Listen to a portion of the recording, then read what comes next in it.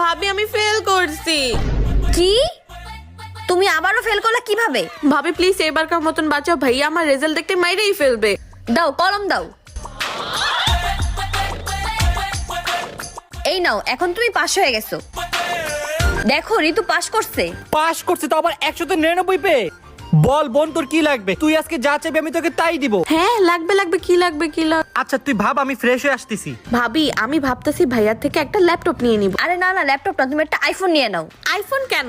আরে আইফোন নিলে তো তুমি টিকটক করতে পারবা। টিকটক করলে তো রাতারাতি ভাইরাল, তুমি তো সেলিব্রিটি হয়ে যাবা। ফলোয়ার্স আর ফলোয়ার। হ্যাঁ ভাবি তুমি ঠিক বলছো। তারপরে তো কি ভাবলি, কি নিবি? ভাইয়া ওই যে আমার দেখ, বলতে না বলতে তোর মিস ফোন দিয়ে দিছে। হ্যালো মিস, আমার আপনার সাথে কিছু কথা ছিল। আমি জানি মিস, যা হয়েছে সব আপনার জন্যই। আমার জন্য মানে?